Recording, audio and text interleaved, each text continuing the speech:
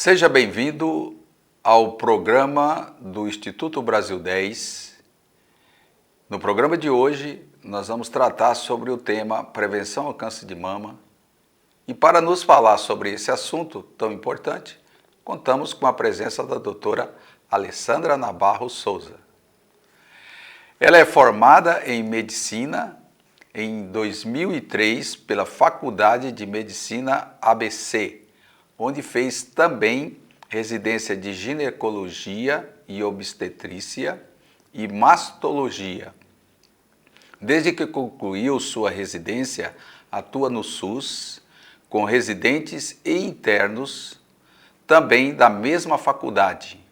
Atua no SUS do município de São Caetano do Sul desde o ano de 2008. Atuou como ginecologista e obstetrícia e nos últimos 10 anos como mastologista. Foi coordenadora da maternidade do Hospital Zerbini de São Caetano do Sul de 2016 a 2018.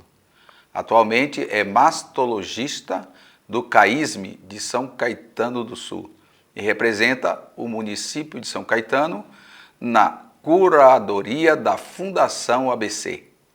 Está também como diretora clínica do Hospital da Mulher de Santo André e coordenadora da mastologia e oncoginecologia desse mesmo hospital e coordenadora da residência de mastologia da Faculdade de Medicina do ABC. Doutora Alessandra, é um prazer enorme ter você aqui conosco, participando deste programa do Instituto Brasil 10 com o tema Prevenção ao Câncer de Mama. Olha, eu agradeço muito o convite, pastor. É um assunto que é extremamente importante, a gente entrando aí no Outubro Rosa, para lembrar as mulheres, né, sobre essa doença que acomete tantas delas, e eu tenho certeza que vai ser uma conversa muito proveitosa para todos nós. Com certeza. Então vamos lá. Entrando aqui nas nossas perguntas, né, que tem muitas perguntas a fazer, né? O que é o câncer de mama? E normalmente o câncer está localizado nas mamas, nas axilas. Queria que você me respondesse a respeito disso. Tá. O câncer de mama é uma doença maligna no tecido da mama, né, que precisa ser diagnosticada e tratada. Ela pode dar tanto na mama, quanto às vezes pode sinalizar só na regiãozinha da axila. Certo. Que é um tipo de câncer que não é tão frequente. O mais frequente é a gente localizá-lo na glândula da mama mesmo. Tá. Então a localização ela pode ser tanto na mama como nas axilas. Exato. Ok. E quem é que pode ter câncer? No geral, as mulheres. Geralmente acima dos 50 anos. Mas acontece com os homens também? Com os homens. Uma porcentagem bem menor. Em torno de 1% dos casos acometem os homens. Então é bem pouco mesmo, né? Bem pouco. E o homem, no geral, é mais fácil diagnosticar. Porque como ele tem pouco tecido entre a pele e o tórax, então às vezes ele sente tomando um banho ou às vezes, né, colocando a mão na região do tórax, ele já sente algo diferente. E aí tende a procurar o médico, no geral ele é encaminhado para o mastologista, é o mesmo médico que trata tanto a mulher quanto o homem em relação à doença da mama. Esse percentual de 1% é a nível nacional aqui no Brasil ou o mundo inteiro também o percentual mesmo? No geral é em torno de 1% dos casos. Uma coisa que a gente sempre fica atento é que quando ele aparece no homem, pode às vezes ter alguma relação genética, né? Então é interessante sempre analisar o antecedente familiar do paciente, né? Para a gente saber se tem aí algum direcionamento para alguma alteração genética. Então qual que é a idade mais comum? Na mulher, no geral, acima dos 50 anos, que a gente associa mais à idade. Certo. Agora, quando acontece casos em pacientes mais jovens, aí a gente tem que ter essa atenção em relação ao fator genético. Então, se eu tenho uma paciente que apresenta o câncer de mama numa idade mais precoce, 35, abaixo dos 40 anos, vamos dizer assim, entre os 40 e os 50 a gente também fica atento. porque ela pode ter um risco maior a ter uma alteração genética. E aí, diante da alteração genética, isso muda o olhar tanto para o tratamento dela, quanto o rastreamento das pacientes, das mulheres de grau de parentesco mais próximo. Então, o fator idade no aparecimento da doença, para a gente é uma informação importante. Certo. No caso dos homens, também é 50 anos ou 60 anos? No geral, eles são mais velhos, não tendem a ter aparecimento de câncer de mama mais precoce, não. No geral, é mais ali por volta dos 60 anos de idade. 50, 60. 50, 60 anos de idade. Muito bem. E como é que esse câncer se manifesta inicialmente? Quais são os principais sintomas que acontecem? A gente sempre orienta as pacientes a ficarem atentas em relação à mama, né? Então, às vezes, é um sinal de retração de pele, ou a pele fica vermelha, inchada. Ela fica avermelhada por causa que tem uns glóbulos vermelhos, aparecem uns glóbulos vermelhos, é isso? É assim, ó. Esse vermelho da mama, quando ele é localizado, ele é associado a aumento de temperatura, aí está mais direcionado para um quadro inflamatório do que propriamente o câncer de mama. Tem um tipo de câncer de mama que pode se manifestar como se fosse uma doença inflamatória, vamos dizer assim, entre aspas. Por quê? A mama não está quente, ela não tem nenhum sinal de coleção, de pus, nada. Ela fica vermelha, mais de 2/3 da glândula, a pele fica bem inchada, que a gente diz até que parece aquela casca de laranja, sabe? Com os furinhos, né?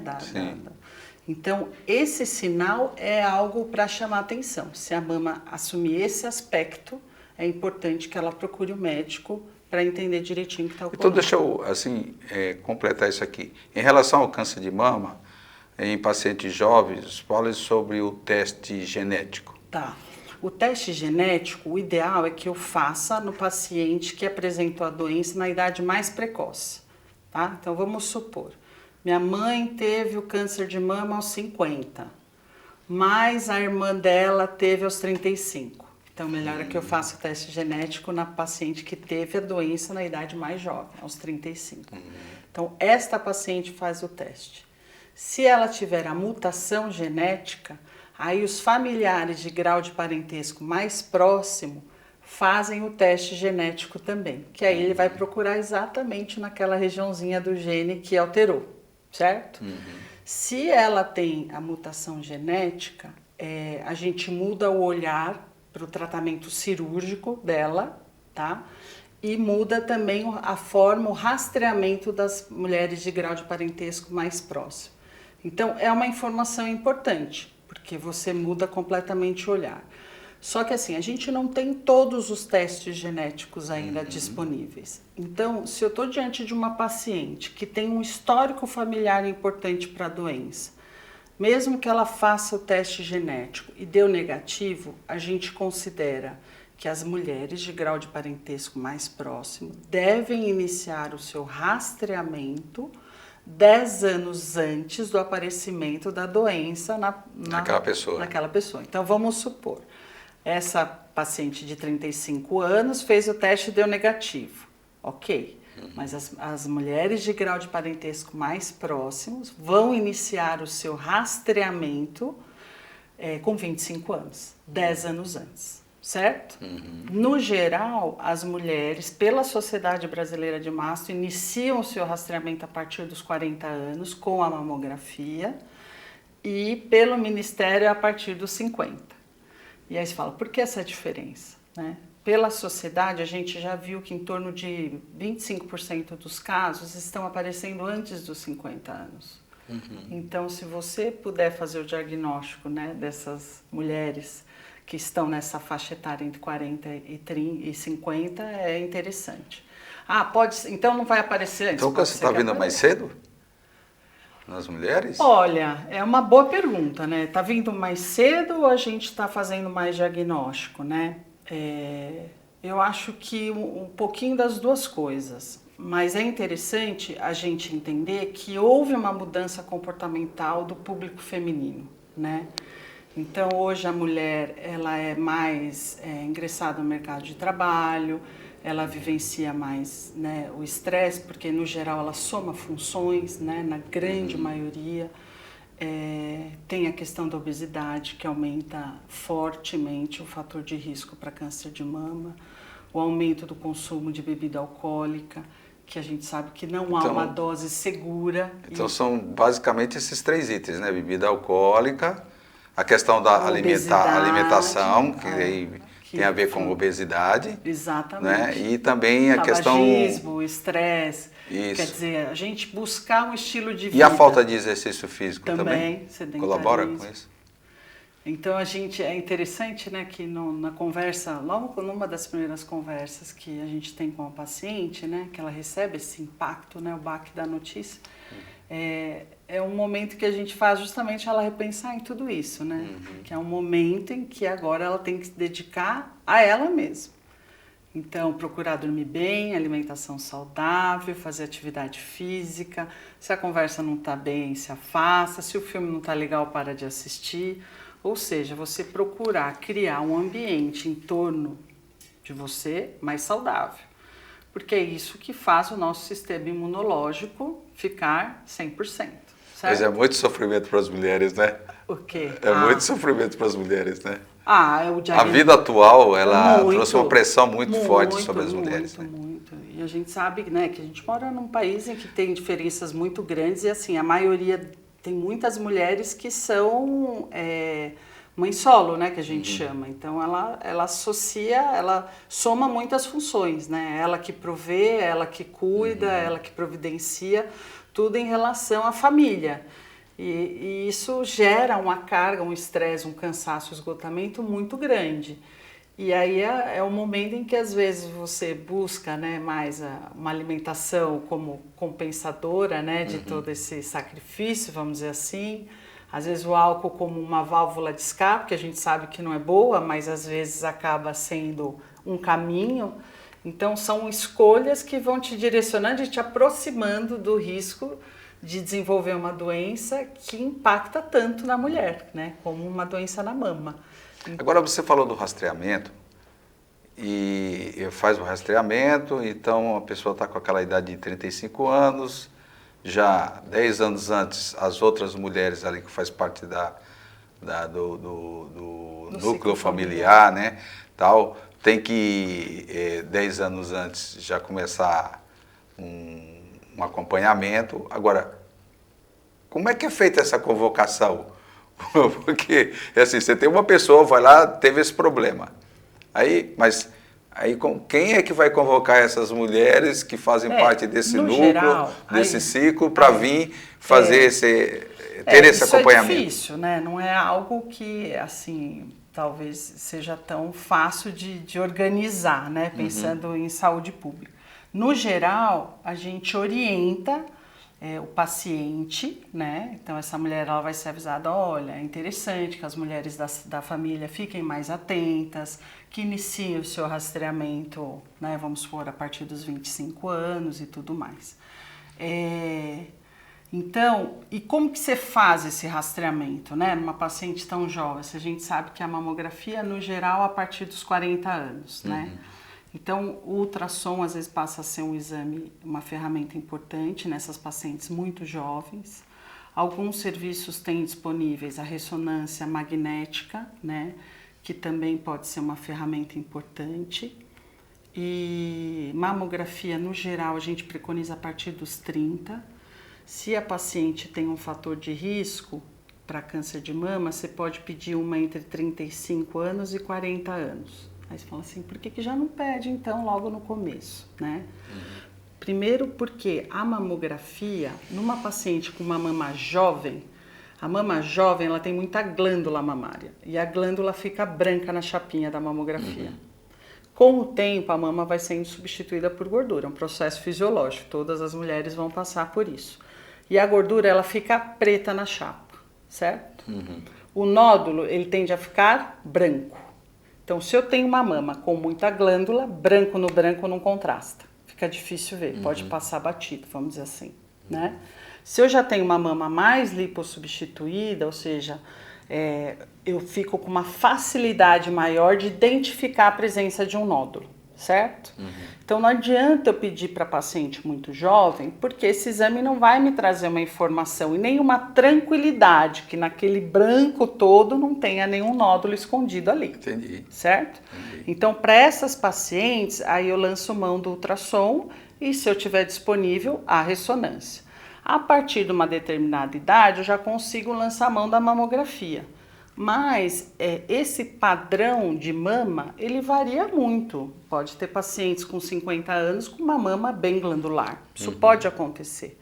E aí, como que a gente faz, então, nessa prática clínica? Eu utilizo o ultrassom como uma ferramenta complementar à mamografia. Mas perceba que eu nunca estou abrindo mão da mamografia. E por que não abrir mão?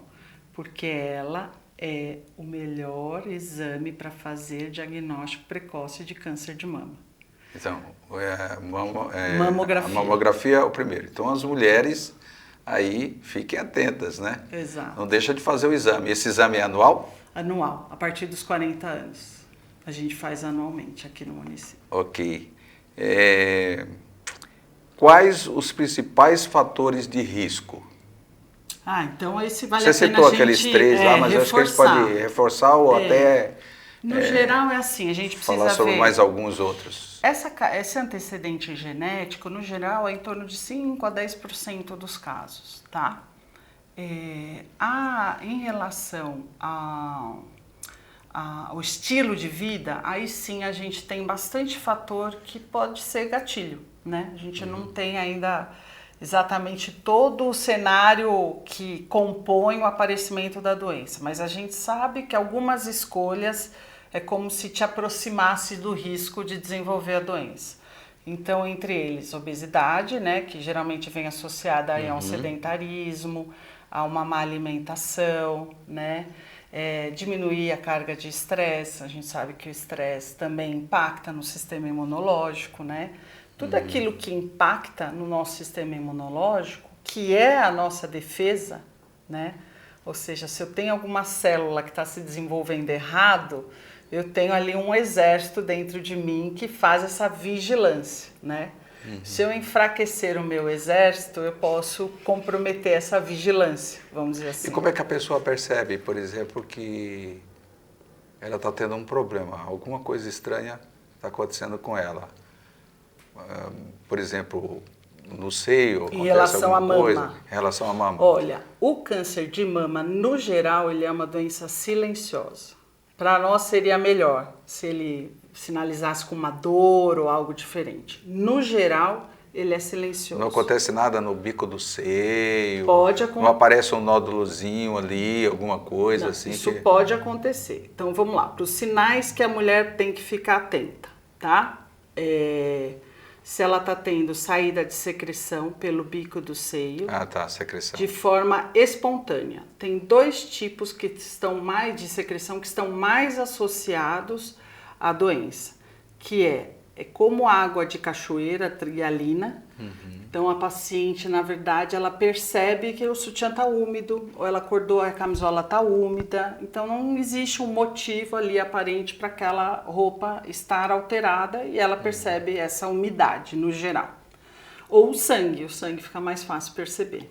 E geralmente são secreções que saem espontaneamente. Eu não fiz nenhuma manobra na papila, eu não fiz absolutamente nada. Eu simplesmente percebo, por exemplo, o sangue e a mancha na roupa, que ele é mais fácil de perceber. Então, isso são sinais de alerta, que eu preciso procurar o médico. Se eu tenho um nódulo endurecido, que está às vezes puxando a pele para dentro, retraindo, ou às vezes próximo ao bico e retrai, puxa o bico para dentro. Seca. Ou seja, são alterações que surgem, é uma informação nova. Aquele bico que sempre foi para dentro, tá tudo ok, não preciso achar que ele está associado à doença. Agora, se o meu bico ele era normal e de repente ele retraiu, aí é um fato novo. Então, procurar conhecer e se familiarizar da mama é interessante. Por quê? Quando surge algo diferente, fica mais fácil perceber. E aí a gente entra nessa questão do autoexame. Se é algo que impacta, né, se é bom fazer ou se não ajuda a fazer. Então, assim, lembra que eu te falei que do homem é mais fácil ele perceber? Porque tá tudo pertinho ali, né? Tá perto da pele, sente o nódulo com mais facilidade. Para a mulher, esse raciocínio ele também é relativamente correspondente. Ou seja, se eu tenho um nódulo mais próximo da pele, talvez fique mais fácil perceber pelo toque, né? Pela E a pessoa, palpação. por exemplo, o homem que é obeso, ele tem uma tendência maior de ter esse problema do câncer ou não? Olha, na Ou verdade... não tem nada a ver, tanto faz. O que tem no assim, o homem ele não tende a desenvolver a glândula mamária tanto quanto a mulher, né? Mas a gente sabe que às vezes tem alguns homens que desenvolvem a glândula mamária, às vezes por uso de medicação. A obesidade, no geral, ela aumenta o risco de câncer. Por quê? Porque ela me leva a uma condição de metabolismo do corpo que eu fico resistente à insulina. Então, as nossas células do corpo, elas conseguem colocar a glicose para dentro até determinado ponto. Se eu continuo com muita sobrecarga, vamos dizer assim, chega uma hora que a minha célula fala, aqui não cabe mais, não aguento. Então nada de açúcar. Só que a célula tumoral, ela não tem limite para receber. Entendi. Entendeu? Então, se essa situação metabólica que está irregular, para quem tem um desenvolvimento, está com o início de alguma doença, pensando nesse lado relacionado ao câncer, é a tempestade perfeita, né? Porque todo o meu corpo está resistente à insulina, mas eu tenho um grupo ali de células que está super ávido a receber a glicose em quantidade, entendeu? Então, E tem dor? A pessoa sente dor? No geral, é que nem eu falei, na medicina nada é 0 e 100%, né? No geral, o câncer Tá de sempre mama não mudando, dói. né? Medicina, toda hora tem coisa nova. Exatamente. Então, assim, no geral não dói. Mas, às vezes, tem algumas pacientes que falam, doutor, eu senti uma agulhada, uma pontada. No geral, não está relacionado. Tanto que, às vezes, a queixa é numa mama e você percebe a doença na outra. A respeito da mamografia, paciente que tem uma prótese mamária pode fazer mamografia ou não? Pode e deve. Quando ela for fazer o exame, o técnico vai utilizar uma manobra que ele tende a distanciar um pouco essa glândula da prótese, para que eu possa fazer a compressão. Então, eu consigo essa imagem conforme eu faço essa compressão do aparelho na glândula da mama, né? Então, o paciente que tem prótese, ele faz a mamografia normalmente, não tem essa isenção. Porque não atrapalha em nada? Não, dá para fazer manobras ali no momento do exame. Quantos tipos de câncer existem na mama? Olha, a gente tem, assim, alguns, né? E os mais frequentes. No geral, o que para a gente hoje é mais impactante no tratamento e na escolha do tratamento é como ele se comporta. Então, são informações que a gente tem complementar a ele. Se ele responde aos receptores hormonais femininos, o estrógeno, a progesterona, qual que é o índice de proliferação que ele tem, né? Se ele tem algum perfil imunológico, enfim, a gente vai reunindo essas informações para poder hoje, que a gente tem uma gama muito grande de medicações, poder escolher qual que é o melhor caminho para aquele tipo que ela tem. Então, hoje em dia, o mais frequente é o ductal, o outro mais frequente seria lobular, que ele tende a ser mais bilateral e às vezes multicêntrico, ou seja, ele pega várias outras regiões de uma mesma mama. Então, são tumores, são os mais frequentes que a gente tem. Mas o que vai direcionar para qual tratamento ela vai, qual medicação ela vai receber, vem um exame complementar que a gente chama imunistoquímica, que é isso que eu te falei, vai sinalizar se é receptor positivo ou não. Então, aí o oncologista, ele pega todas essas informações e aí ele define qual remédio vai tomar. Então, quanto mais precoce eu fizer o diagnóstico, são sempre duas equipes aí que vão tratar dessa paciente, certo? O mastologista e o oncologista. E na parte de radioterapia, essas coisas também? Quando que a gente vai lançar mão da radioterapia? Quando eu fizer a preservação da glândula mamária. Ou seja, fiz uma cirurgia, tirei um segmento, um quadrante e preservei o restante. Ou se eu tenho, dentro, mesmo fazendo a retirada da mama, eu tenho um número X de linfonodos comprometidos na axila, ou ele era um tamanho Y, que precisa ter este reforço. Então, a radioterapia, ela funciona como um reforço local, para eu diminuir o risco do aparecimento da doença. Aí você vai falar assim, nossa, mas quem fez mastectomia não tirou a glândula toda? A gente não consegue tirar a glândula inteira. Se eu tirar a glândula inteira, a pele não aguenta, ela morre, vamos dizer assim. Então a gente sempre deixa uma espessura que seja suficiente para eu manter essa vascularização da pele, né? Por isso que o rastreamento ele continua normal, né? Lógico, antigamente a gente tinha paciente com a mastectomia ponto, né? Então o controle era mais em relação à pele, para ver se tinha nódulo, algo mais clínico, vamos dizer assim. Mas hoje em dia a gente já tem outros recursos aí, inclusive garantidos por lei. Muito bem. E o SUS atende tudo isso aí? Tudo. Fala um pouquinho. Aqui no município a gente tem tudo, tem todo o tratamento, né? Tanto oncológico quanto cirúrgico. Então, se a paciente ela tem indicação cirúrgica de fazer reconstrução mamária, e agora eu vou até fazer um agradecimento para a Sociedade Brasileira de Mastologia, que vestiu bem essa camisa de preparar os mastologistas para fazerem a reconstrução mamária. Certo. Que antes era algo feito mais só pelos plásticos, né? E isso, no SUS, era um empecilho mesmo, porque a gente às vezes fazia 4, 5 cirurgias, você tinha que escolher uma para fazer reconstrução.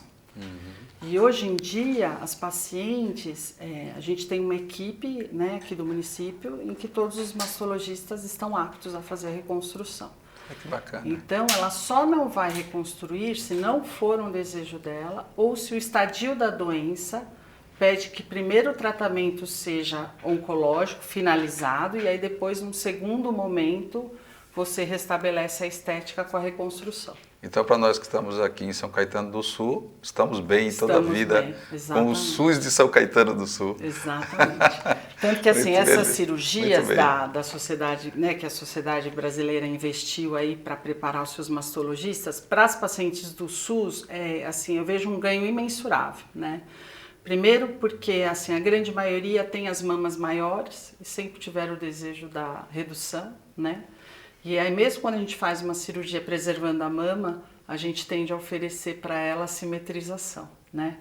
Então é como se a gente fizesse do limão a limonada, né? Lógico que ninguém quer ter doença e nem passar pela cirurgia, mas já que estamos aqui, às vezes a gente propõe e elas ficam super felizes. Eu sei que o assunto aqui não é o SUS, né? Mas na Covid-19 a gente percebeu que o SUS não era tão ruim como tanta gente falava, né? Tem muita coisa para melhorar no SUS, né? A gente sabe disso, mas isso ficou um pouco claro, né, com a Covid-19. E que bom, né, saber, e a gente vem vendo, né, que tem melhorado bastante, né? Há muita necessidade, né? E precisa, né? Acho que a sociedade ela tem que ficar atenta a isso para que o SUS possa cada vez melhorar mais, haver mais investimento, né? E para que a sociedade e as pessoas que necessitam de alguma cirurgia, passar por um processo desse, falando aqui do caso de mama, possam encontrar com muita facilidade no SUS e com boa qualidade, né? Exatamente. Né? Eu acho que isso é muito importante. Muito bem. As mulheres grávidas podem amamentar após ter câncer de mama? Após ter a doença, sim, ela pode amamentar. O que vai depender? A cirurgia que foi feita, né? Então, se ela fez uma mastectomia, provavelmente ela vai conseguir amamentar com a mama contralateral. Se ela precisou tirar só um setor da mama, um segmento da mama, precisa ver qual foi esse setor, né? Lembrando que atrás do bico a gente tem toda a rede de ducto. Então, se eu tive algum procedimento ali que alterou essa estrutura, às vezes isso pode comprometer a amamentação, mas ela pode amamentar normalmente. Quando que ela não pode? Na vigência do tratamento. Mas após o tratamento, ela após pode o tratamento está liberado, como diz isso, né? E é até incentivado. Você sabe que, só aproveitando aí o gancho, a amamentação ela é considerada um fator protetor para a mama da mulher. Porque é quando a minha glândula vai atingir a maturidade máxima dela. Então, se eu vivo esse processo numa idade mais jovem, né? Que no geral é antes dos 20, a gente sabe que hoje em dia as mulheres têm tido filhos cada vez mais tarde. Aí fala, bom, mas então não adianta eu amamentar. Pelo contrário, mesmo eu tendo filho mais tarde, o ato de amamentar proporciona para a mama a maturidade da glândula. E isso é considerado um fator protetor.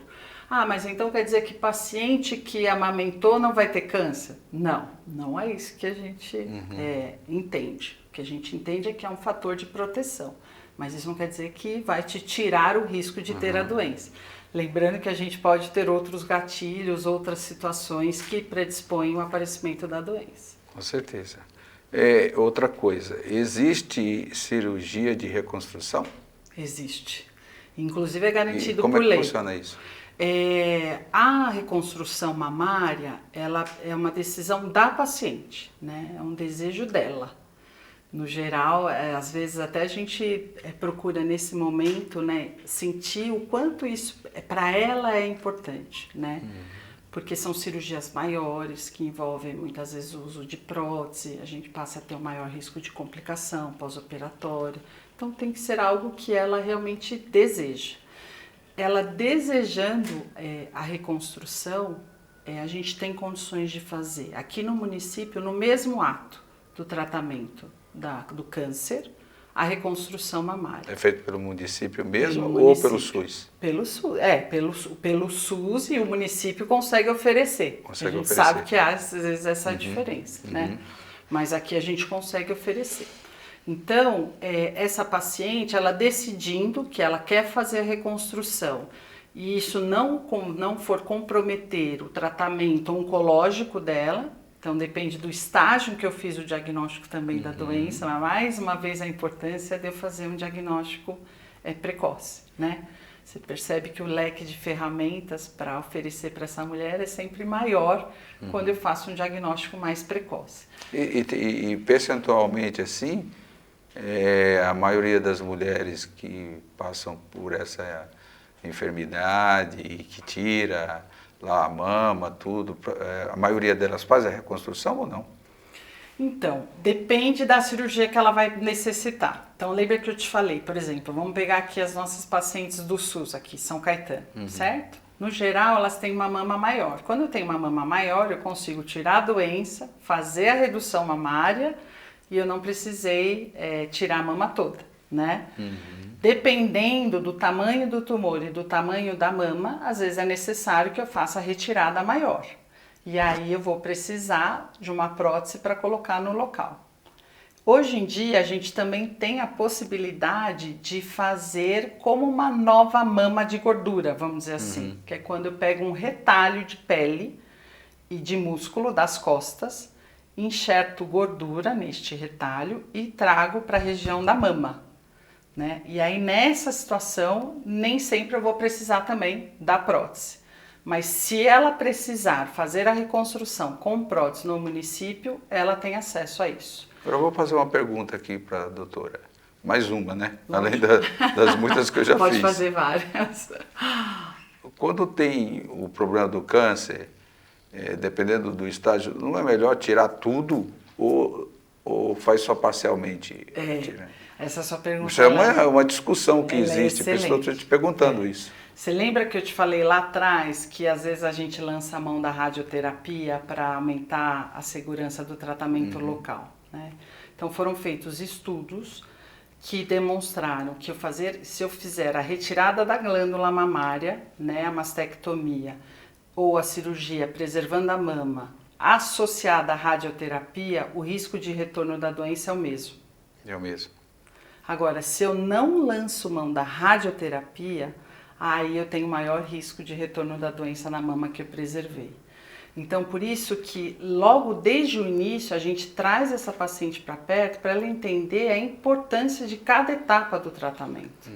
Então eu preciso fazer o tratamento completo, como um todo. É porque né? tem médico que diz assim, não, já vou tirar tudo. Tem médico que diz assim, não, tira parte. Aí depois, mais para frente, às vezes tem que tirar o restante. Aí por que não tirou logo tudo, já deixou a pessoa livre?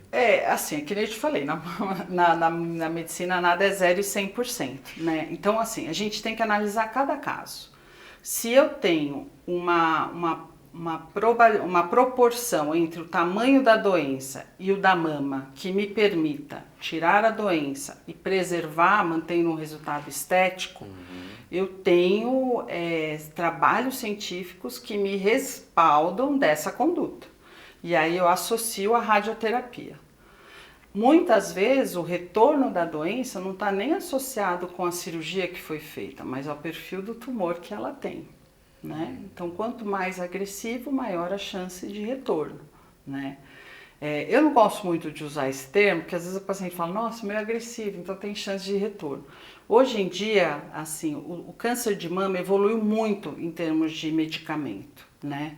Então, mesmo os tumores que são agressivos e que antigamente colocavam um risco maior, né, de retorno da doença e de comprometimento da vida, hoje a gente percebe que respondem muito bem, né, a essas medicações.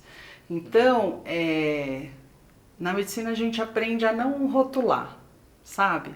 Tem paciente que tem um tumor que é mais brando, né, e às vezes evolui mal, e tem paciente que tem um tumor mais agressivo e evolui super bem. Né? E por que isso acontece? A gente não tem todas as respostas, mas assim... O ser humano não é igual mesmo, não é né? igual, né? Então, Cada assim, um reage de uma forma. Exatamente. Então, assim, não cabe ao médico dizer quem vai bem, quem vai mal, né? Nós não estamos nesse poder. O que cabe a nós é, dentre essas informações que a gente tem científicas, escolher o melhor caminho, individualizar o tratamento, escolher o melhor caminho para cada situação. Muito bem. Dá para ter uma vida normal após ter tido câncer de mama? E quais as taxas de cura? A taxa de cura ela está relacionada, né, principalmente a um diagnóstico precoce. Então, mais uma vez, a importância da gente realizar a mamografia anual, né, fazer o rastreamento para identificar a doença de forma precoce. Então, tem alguns estágios da doença, que nem eu citei, as microcalcificações, que a gente só consegue ver na mamografia. Eu brinco com as pacientes assim, brinco não, né? Eu explico de uma forma mais didática, vamos dizer assim. É como se fosse grãozinho de sal ou de areia na mama. E a gente olha a mamografia e vê aqueles pontinhos, né?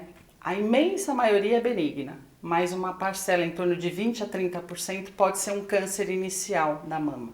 Então, se eu pego a doença numa fase muito inicial, o índice, a chance de cura é em torno de 98%. Então, a taxa de cura, quanto mais precoce o meu diagnóstico, maior a minha chance de cura, de sucesso, né? Muito bem. E qual foi a outra pergunta? Não, a outra parte da pergunta era quais as taxas de cura, né? Isso, então está relacionado exatamente e se dá para ter uma vida normal. Dá para ter uma vida normal e deve, né? A gente tem paciente no CAISM que está nadando, voltou a jogar vôlei, levando a sua vida maravilhosamente bem, né? Porque justamente a gente teve avanços em relação ao tratamento, né? Então, antigamente a gente fazia mutilações que, além de comprometer a estética, trazia às vezes, né, um braço muito inchado, que é o linfedema, e às vezes uma dificuldade, né, da paciente retomar a sua vida normal, porque estava diante de uma situação nova. Hoje em dia as complicações são menores, não é que não há, mas são menores. Então a mulher tem uma maior chance de retomar a vida normal.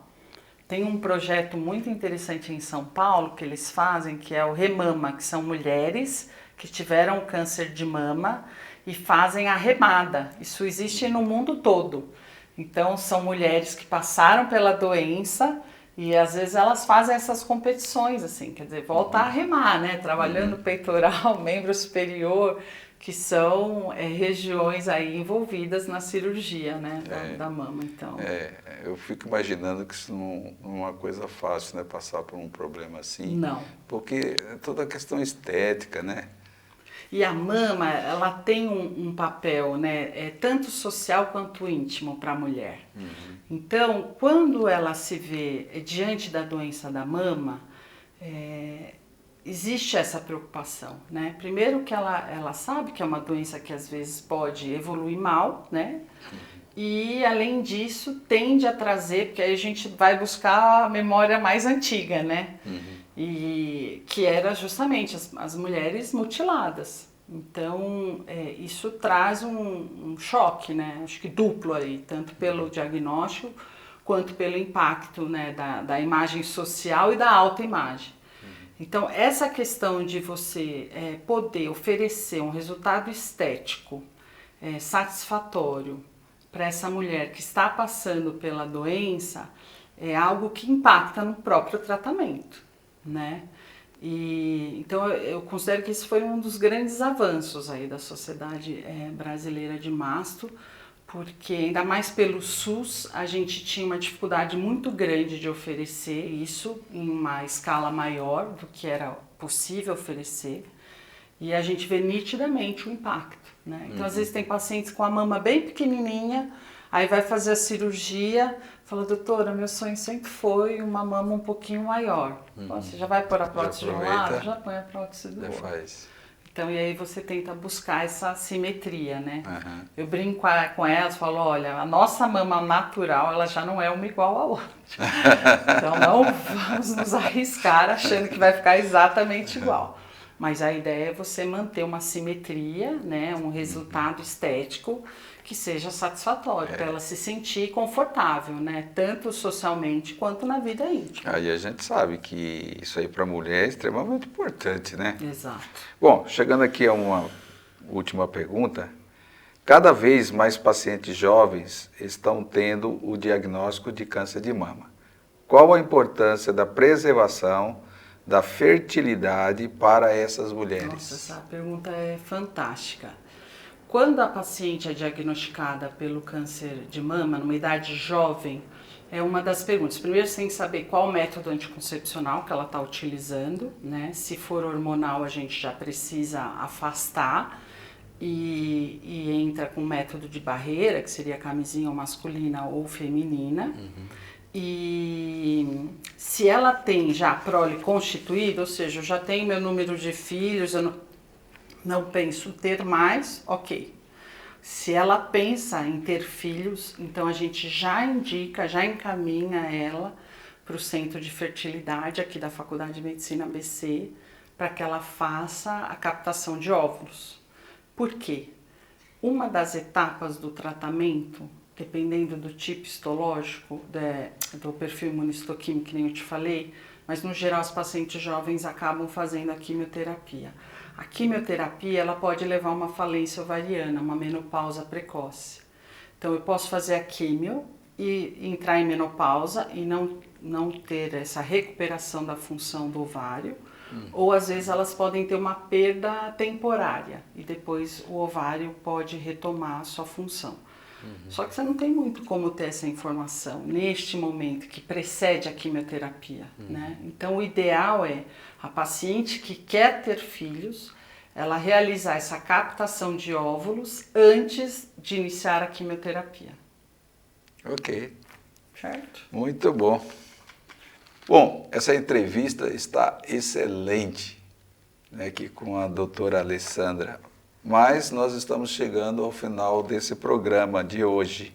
Eu queria aqui, da parte da doutora Alessandra, que ela desse as últimas considerações sobre esse assunto. Agradecer essa oportunidade de poder falar sobre esse assunto, que é tão importante, impacta tanto na saúde da mulher, que as pessoas que tiveram acesso a essas informações, que elas possam ser multiplicadoras, né? Para que cada vez mais as mulheres cheguem para nós o quanto antes, para que a gente justamente possa fazer esse diagnóstico numa fase precoce, porque isso impacta muito na saúde da mulher. Então, muito bem. Sempre que precisar, eu vou estar à disposição. Muito bem. Doutora, a minha gratidão, né, por você ter atendido o nosso convite, estar aqui conosco nesse programa do Instituto Brasil 10, tratando sobre a prevenção do câncer de mama, né? Muito obrigado de coração. Obrigada. E aí, para você que nos assiste, né, está do outro lado da telinha, eu espero que breve a gente esteja junto novamente no próximo vídeo. Que Deus te abençoe.